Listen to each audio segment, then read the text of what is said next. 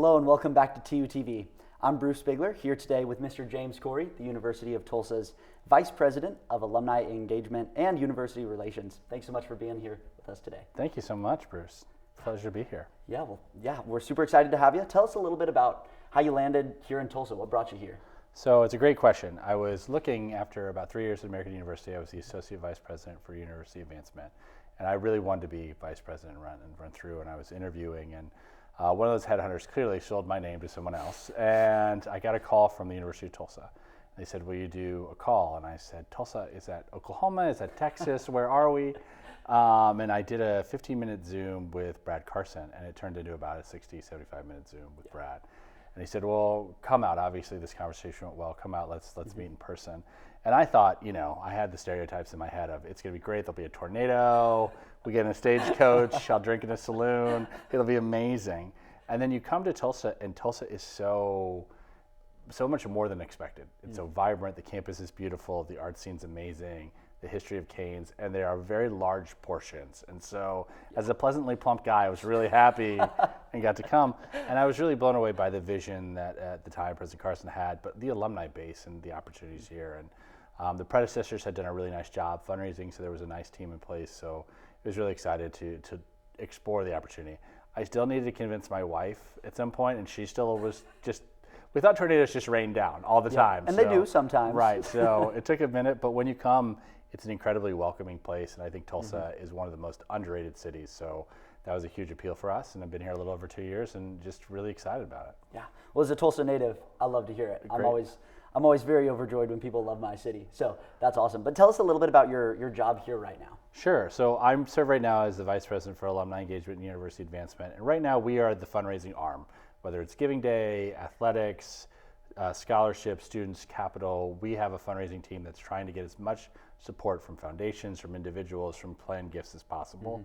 And then we're also trying to engage alumni who can volunteer that aren't ready to really give back as much to try to enhance the reputation of the university. I think a lot of universities do a better job than the University of Tulsa bragging about how many cool alumni they have, but what cool things they're doing and what opportunities they have, whether it's serving on TV or congratulations, being elected SGA president.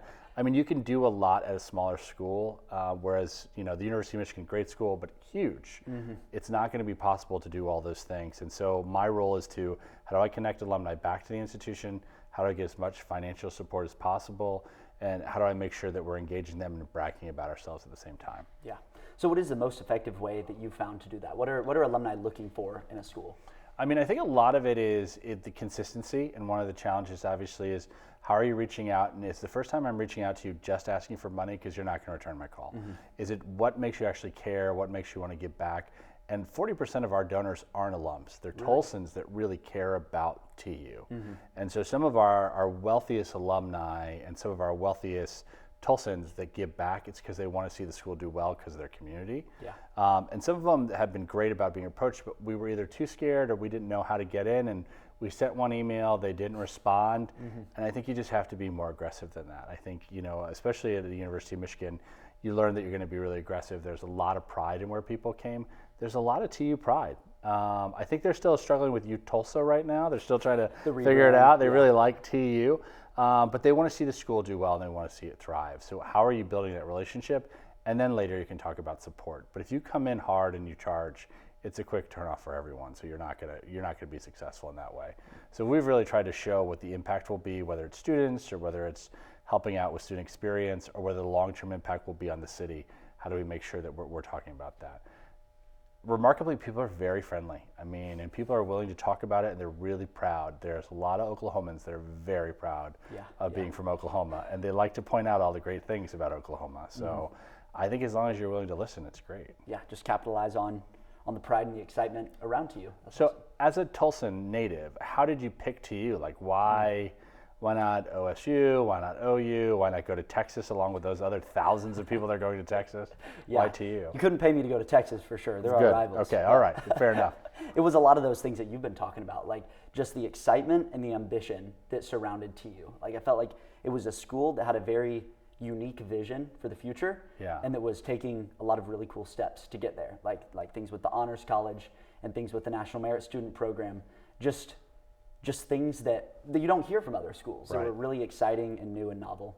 And so as you work on this new fundraising campaign, what are the goals that you're going for? What's the timeline look like? Sure. And how are you hoping to use those funds for new initiatives here? It's a great question. We're in stage one, which is a $500 million initiative that's only around really scholarship and student experience. Gotcha. That doesn't mean that people aren't endowing programs. We're excited to announce we'll have a gift that's a naming gift for an institute coming up in just the next couple of weeks. That's sort of research in different areas, but it will help faculty, it will help students, it will help research as well. A lot of what we're focused on here until we get that permanent president is, well, let's do stage one, which no matter what your campaign, scholarship's important. The number one reason that someone will come to a college, any college, cost is a factor. Yeah. And so we have to stop really talking about the sticker price, because no one is paying full sticker price anywhere.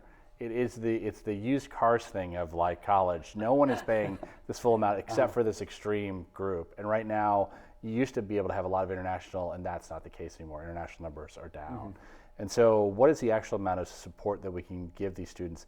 And then what's their experience outside the classroom? We know that 50% of what you learn isn't in a classroom. A ton of what you learn is at TV studios or on SGA or in your frat or sorority or on the marching band or teams. You're going to learn a lot. How do we get support for those things? Because when we talk to alumni, that was a huge part of their experience. It meant a lot to them. And so right now we're at a little over 300 million.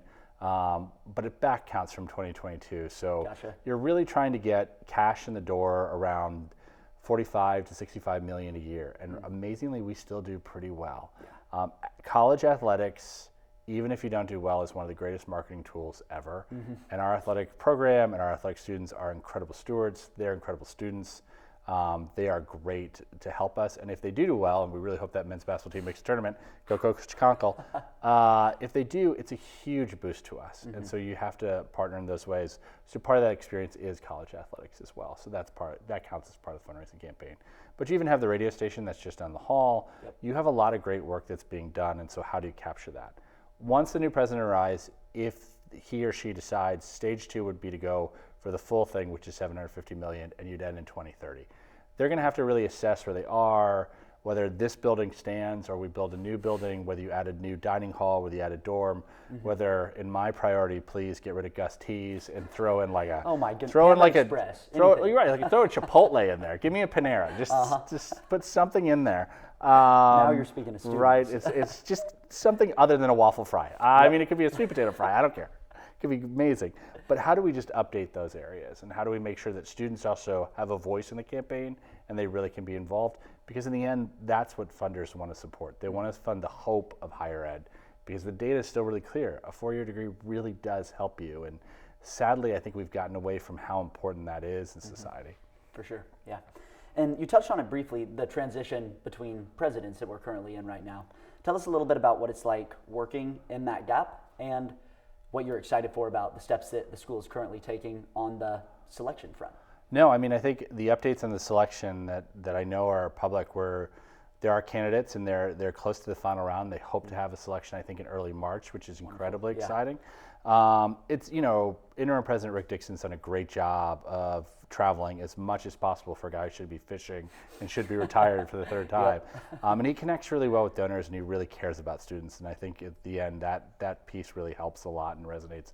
But it's been really hard. And I think we talked about this a little off air. Since I've come, the president, the CFO, the COO, the dean of students, every dean, and even the athletic director has changed. A lot of change. And so I think everything is more about trust and relationships. How do you trust that if you are going to make this great investment, that we're going to use it exactly the right way, we're going to maximize it?